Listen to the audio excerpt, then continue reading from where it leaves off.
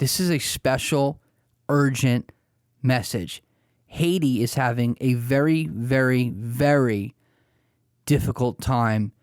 And Pastor Reginald Celestin and I talk about what is actually going on in Haiti right now because it's not in the news. And so people are literally on the edge of starvation. Good evening. I'm here with the Bishop, Reginald Celestin, my good friend who's in Carrefour, Haiti. And we're going to be having a very, very sobering conversation. There's many people in Haiti right now on the edge of starvation, and that's not an exaggeration. And so we were just talking about what is going on the ground. I was just in the Dominican Republic last week, and Pastor Pasquale was telling me all the stuff that's going on in Haiti. And I was like, wow, like I knew some stuff was going on talking to you, but since the Dominican Republic is your neighbor, it's been on their news a lot, but I haven't seen anything, nothing on our news as it relates to what's going on. So that to me is not good. And so I think it's really critical that people understand the reality, because I can't help or care about something I'm unaware of. So, Bishop, would you kind of tell us what has been going on for how long, and maybe some ways people can help? Yeah, I had them. So thank you for um, the opportunity so that we can talk about what's really going on. Even though I know from just a conversation like that, we won't be able to cover every single area. But Yep. I can say that now the situation is very extremely difficult in Haiti because there are so many things that are happening at the same time. Like, as you knew, 1 year ago, like 14 months ago, our president was assassinated at his house, very brutally. And since then, we never had any election. Never, we don't like our government system is really, cannot really explain it because we have a prime minister that was nominated by our former president. So he was not even in power. Like the president didn't even put him in power. So after his death, so he got into power. So now we have one prime minister, a government. We don't have a Congress. We have like few senators. They cannot do nothing because they don't have the majority to do any voting, anything. Our justice system is down completely. As a matter of fact, the main court in Port-au-Prince, which used to be the American embassy in the past before they built the big building. So that place has been hijacked by gangsters, by the gang. Really? Yeah, a few months ago, they hijacked it. So now all the paper, all the documents, everything about justice, it's like a country without justice, without a Senate, without a Congress, without a president. We just have a government, just a prime minister and some and the ministers. So now we got into a situation where. Hold on, I just want to stop you for 1 second. You know that none of this has been on the news. Really? I haven't heard one thing about that, and I love Haiti. Yeah, I know. Yes, I know, which is very sad because the world, doesn't know what's going on really in Haiti. Yeah, so now we got into a situation where former President Jovenel Moise, he tried to put $7, 7 Haitian dollars back then, which was probably 60 to 80 cents, on a gallon of petrol, but he almost lost his power, because they would not accept him to do that. But now we had a strong opposition. They fought against the president until the president died. Well, I would not say died, was assassinated. So now the opposition, several members are working for the government. So they are not saying nothing. While this government the situation is even worse than what it used to be back when we had the president. Yeah, and one of the things that's incomprehensible for most people, you're talking about a nation where the highest level of authority, there's no justice for him. Yeah, exactly, exactly. So it's usually the rich, the powerful, the politicians. Those are the people that abuse justice, misuse justice. This guy doesn't even get justice. People have Exactly, no exactly, people have no comprehension of the precedent that is setting for the nation. I mean, exactly. if there's no justice for him, there's no justice for anybody. For anybody. And that's exactly, even on Sunday, I've said that before. And my heart, when the president died, I'm not into politics. I'm not walking after anyone. So I'm not for the government. I'm not for the for the on the opposition. You're for So the kingdom. exactly, and I'm working to make Haiti better, one Yep. city at a time, one block at a time. So yeah, but when the president died, for some reason, I cried like it was my uncle. I cried spiritually because I understood that a door was open to our country. Because the president is supposed to be the most secure person in the country. Yeah. So if they can go inside of his house and kill him inside of his bedroom, no one is secure. There's no security now. And spiritually, major thing that happens. In it, when I say no one, even many people from the opposition, they didn't even, had a speech to say that they condemn what had happened. And even the churches, the evangelical churches in Haiti, like I personally, from my record, I don't remember that the Protestant Federation or any major evangelical organization, I don't remember any one of them made any public speech to say that they condemned what happened, and like to go and pray over the nation, pray for the nation. We pray for freedom, we pray for the kingdom to come, but to address that specific, issue, we never addressed it the way we should. So now we got into a thing now where the prime minister, the government, they realize that our gas price is lower than almost any other country in our surrounding, like in the Caribbean, the Dominican Republic, and other countries. So, and it's really insane because we were paying for 1 gallon of gas less than $2 for 1 gallon of gas, less than $2. So the government, the Haitian government has for many years, they have been Subsidizing. exactly. So now they got to a point where they are saying that with that money they could build roads and stuff like that. And the government, the people, they started to think when they subsidize it, what they are doing is they are doing it for the rich people. First of all, they try to raise the price of the diesel because poor people in Haiti use gasoline. Yes. Rich people use diesel because all the big companies, all the markets, they big generators, exactly, and they strong are SUVs, big trucks. Exactly. So they try to say, okay, they're gonna do something. They put a little bit on top of the diesel, of the gasoline, and they put more money on top, like they double the price of the diesel.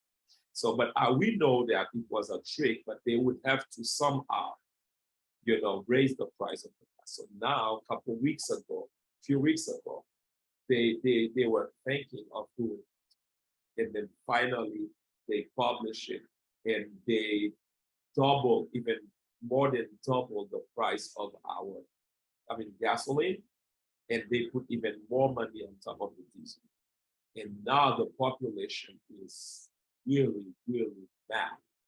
And the thing is, what is happening in Haiti has nothing to do with the opposition. As a matter of fact, all the demonstration, all the problem in the street, the main leaders of the opposition, they cannot be part of it. Like yesterday, one of the major figures of our opposition, which is a lady called Magali Abiton, yesterday they almost killed her. You know, she They tried to almost go they almost kill, killed her. yeah, killed her with sword. They had to run, you know. So it's not a big joke in the country where, you know, people are saying that run like Magali, you know. So yeah, so we are seeing that now the population is asking for two things. They are asking for the government to return, you know, from the decision that they made to raise the price of the gas. And secondly, which is something that I personally I don't understand. Let's say you are asking them to return from the decision, and you're asking them to resign. You know, it's like you return on your decision and you resign. Yes. You know, It's like so give me your check, but quit your job. yeah, exactly. You know, so and the what makes the situation worse is our Minister of Foreign Affairs. What happened the other day when he was at the UN? He was at the UN and they were trying to do a special session on Monday on the Haitian case. So some few, not the whole UN, but few countries uh what's the name of this country? Like the Dominican Republic, like so the Soviet Union, not the Soviet Union, the country of Russia. Russia, yeah, Russia. Like Russia was there. So now we had the UN representative of Haiti. She spoke. We had the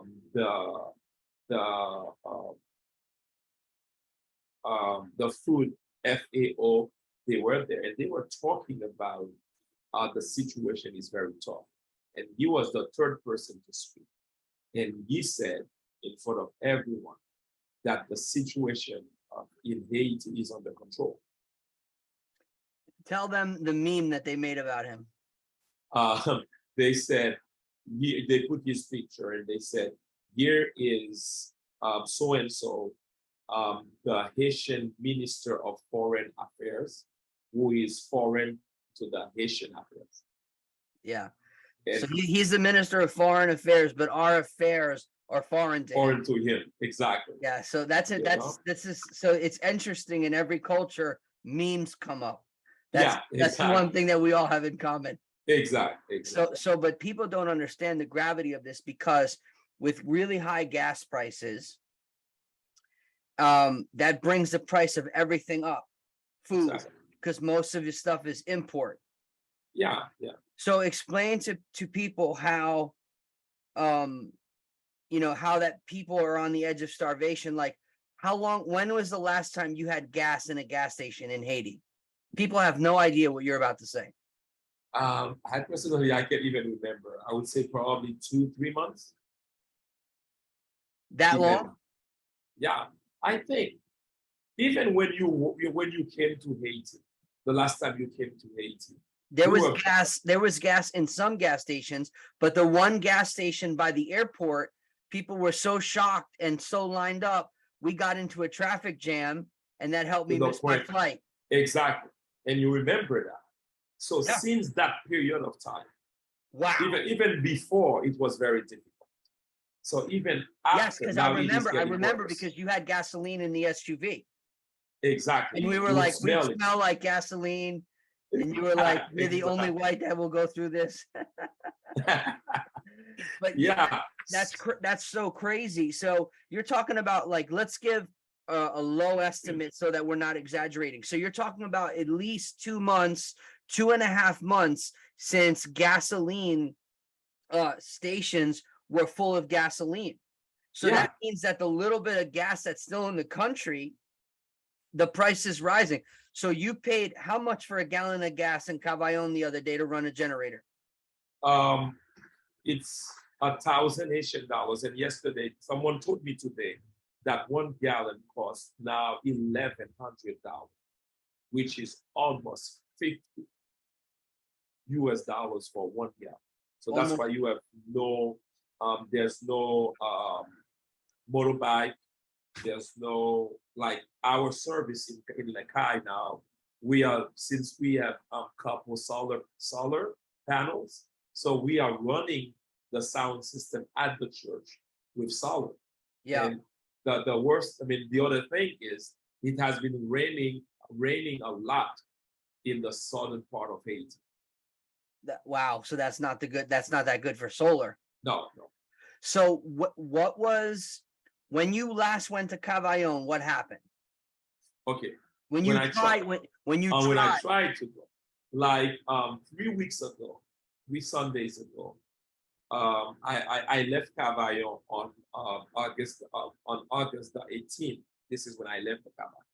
So we had a camp, a summer camp for the church members. So we had fun. It was very good. yeah, And then we came back with the intention I would spend 1 week in Port-au-Prince in the fact because we are building a school there. School was about to open on October the 3rd, not October, on September. September the 5th. I mean, we should have school open, but the government responded it. It's another story. So I said I have to go because I have to oversee the school project, the building and stuff like that, and get ready because we got some kids that signed up in our school. We have to open. We have no choice. So we were on our way. So a friend of mine let us use his truck, and that is a big GMC 6 wheels. And we cannot. That truck hasn't been running for quite a while. So I gave the truck to our mechanic so that he can check everything. So he checked everything. The truck was running pretty good, but he didn't check the brake. But I was running to Cavaillon because I knew that on Monday they were going to lock the country with roadblocks. And that's the reason why we said, okay, on Monday, usually, I mean, Sunday is a good day to travel because it's like Sunday is a rest day, even if they have demonstration Monday till Saturday, but on Sunday, it's like a free day. So we said, okay, we are going. But when we get to Gangouave, so when you leave Carrefour, you have Carrefour, Léogane, Gangouave, Tigouave, Miraguade, and so on to get to Carrefour, to Capitol. So when we get to Gangouave, we start hearing some noise in the wheels. So we park the car and drive until we realize that our brake pads was cut. No brake pads. No brake pads. So we spent hours trying to fix the car, to fix the problem to go. At the end, we realized that there's no way we're gonna find it. So the mechanic did something that we could drive it on, like we would find brakes on 3 wheels. So we said we will not take the chance to go to the car, so we will make a U-turn. So we made a U-turn. About 10 minutes driving, they started the roadblocks that we thought that was coming on Monday morning. And we had 4 people sitting in front. The front It's a seat. big truck. Yeah, yeah. It's a big truck, and it's not covered. The back is not covered. And we had 5 people sitting in the back. And then when they saw our car coming, they started to throw rocks at our car to the point that they hit our windshield. And we could hear, boom, boom. So we had to stop and start praying. I mean, I asked 2 guys to go and talk to them. And we talked to them, talk. After many talks, and we told them what the story was. We were going to the car, we couldn't go, and we just we had favor, and they let us through. And since then, that area is locked.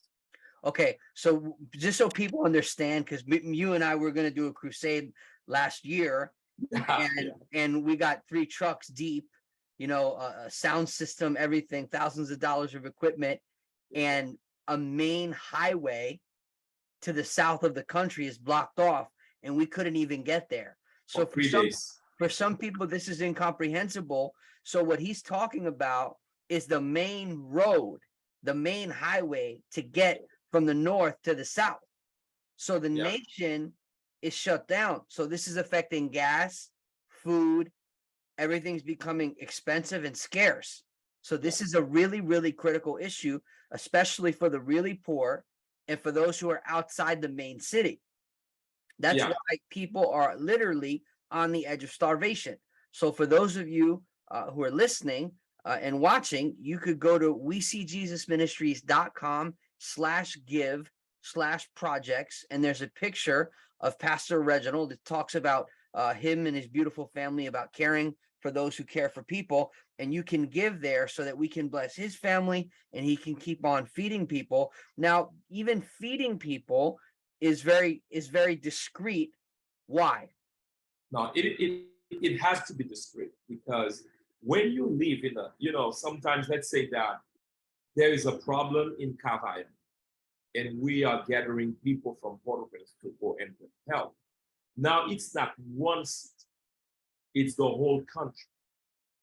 And imagine, even if you have money at the bank, you don't have access to it.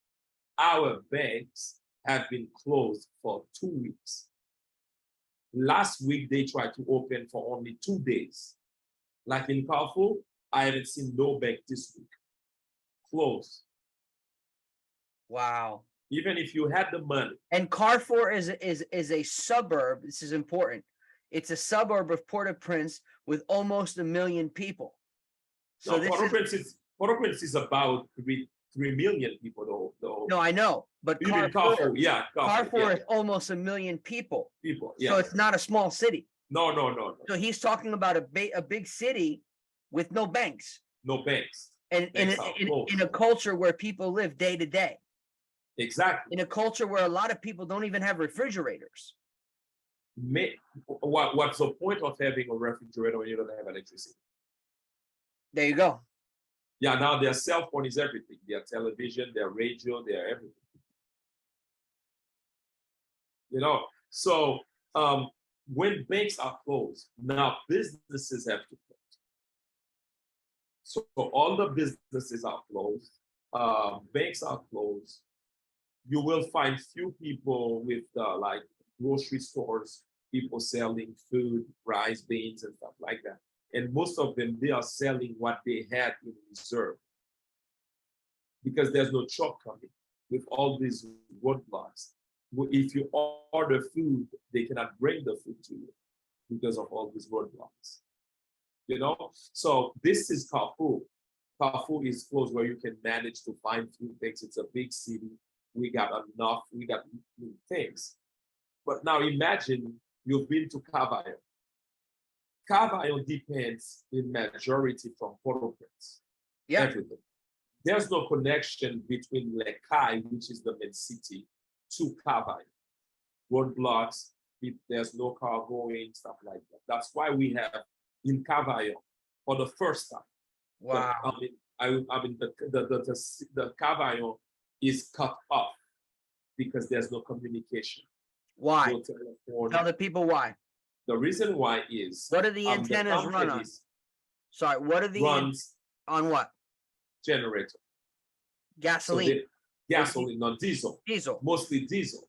But now to bring the diesel from Port-au-Prince, from Carrefour to Cavaillon, so that the phone companies can run, we cannot do that. They can't because the road is blocked. And even some of them, they have their own gas reserve in the main city of the country. Like some companies, they have like big tanks of 20,000 gallons, but they cannot bring the gas from Lekai to Cavaillon. Because of the roadblock. Roadblocks, and if you try, they will throw rocks at you, they will give you a flat tire, they will flat your tires and stuff like that. And the thing is, you don't see like the government is doing anything. It's not like they are having talk, they are having press conference to talk to the population about what they are doing, blah, blah, blah, blah, blah, blah. And now the population, get the streets to find, justice or whatever. And now the thing is, let's say I'm talking mostly about coffee because I am not a real news person. I try not to because if I listen to all these news, I would be scared. You know? But my wife listened to the news and she gave me, as I always say, she will tell me the essentials. I said, honey, tell me the essentials, you know. So, but for the first time, I've been in Corfu since 1989. That's for the first time I am seeing people in Corfu coming on the street on thousands. Wow. And they are really demonstrating. They are breaking, throwing rocks at businesses, which is very painful. But we need Yeah, to because it's not like you throw a rock at a business and money falls out of the sky. No, no. But they want their voice to be heard.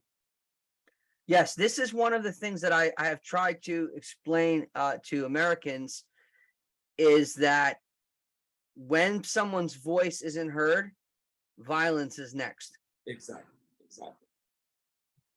Not Exactly. saying it's right, but I'm saying that's usually what happens. Yeah. We know it's not right, but we understand. Yep. That's the same way we understand financially, economically, what is happening in the country. Yeah. It's not fair, you know, because now we are talking, the government tried to postpone the school opening on October 3rd, which should be this Monday. No one is talking about it.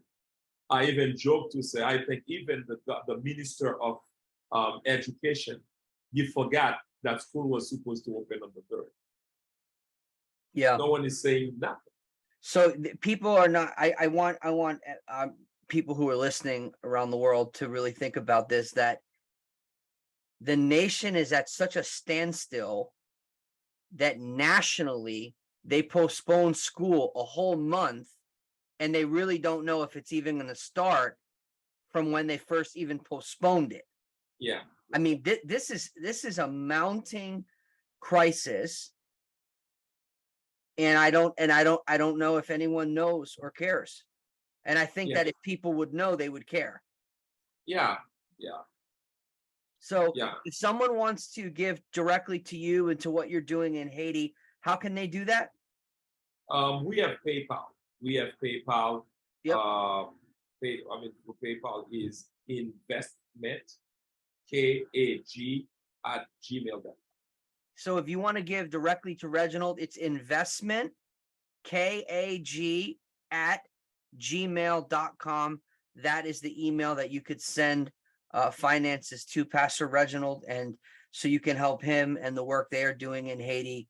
And I've been going to Haiti since 2009. I have never heard this type of magnitude. It's really heartbreaking, but there's hope in Jesus. And I want to say, we just love you and we look up to your faith and we appreciate everything that you're doing for your community. And right now, they're having a church prayer meeting, which he's about to jump into when he's off this meeting. But I just want to say that, we're praying for you. We're thinking about you. We care. And again, anyone who wants to give directly to Pastor Reginald, you can at investment KAG at gmail.com.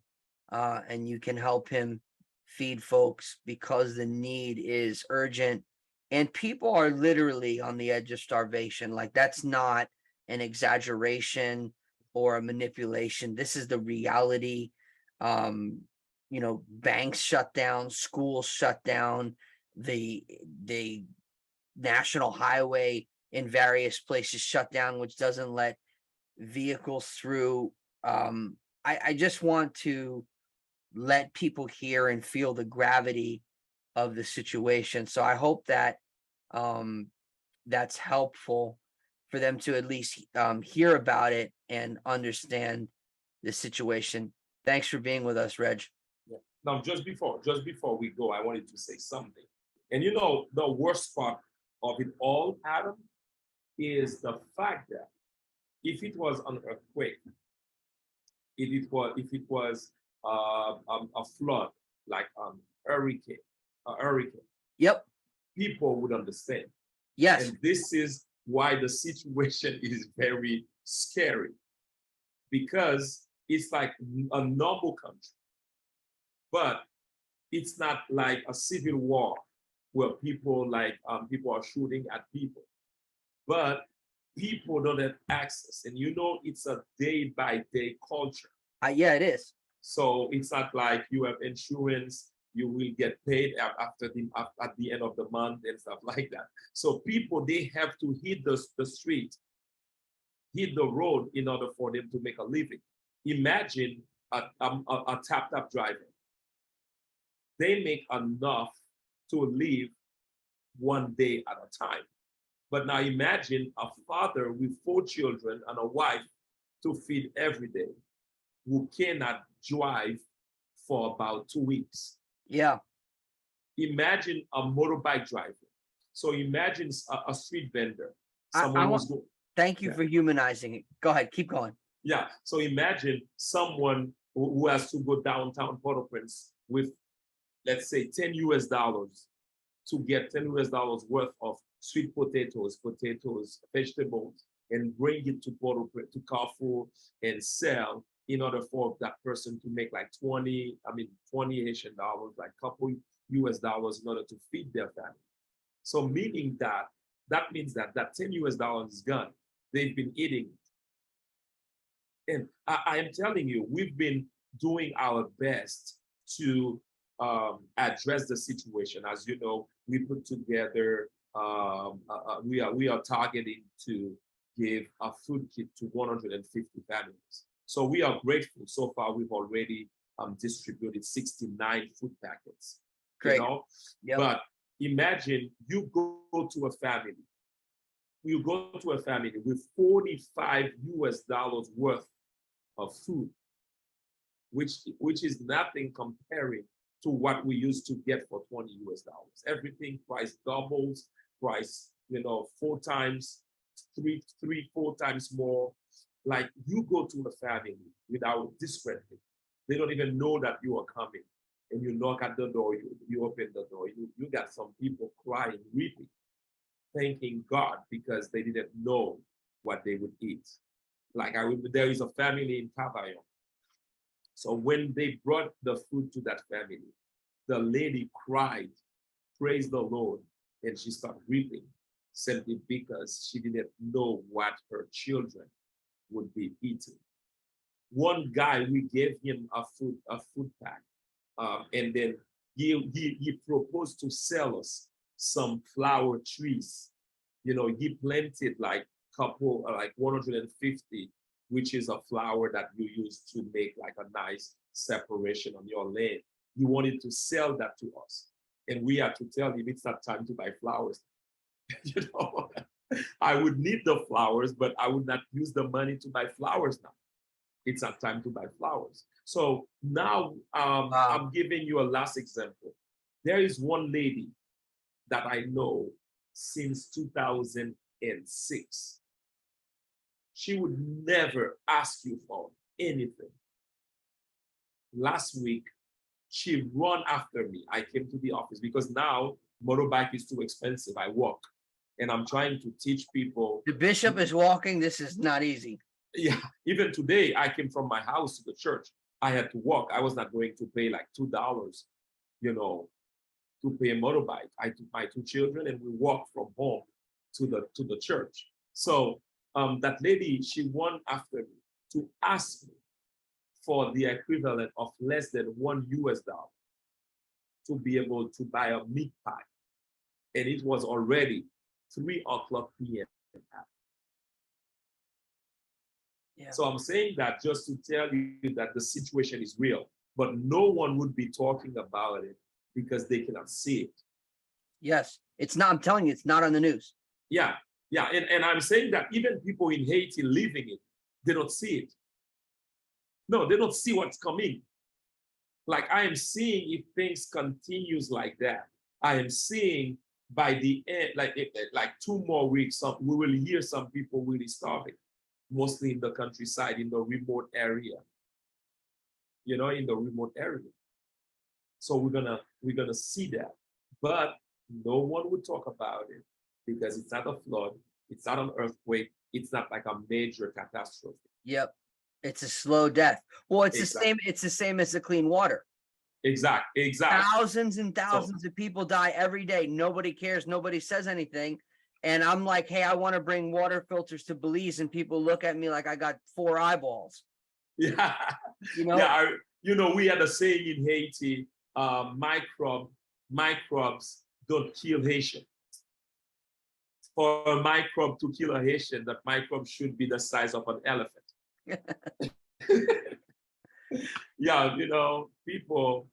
Um, it's really tough. So that's why we are bringing the church tonight to pray so that God can intervene, so that He can open the eyes of the people in power in order for them to understand the cry and the suffering of the nation.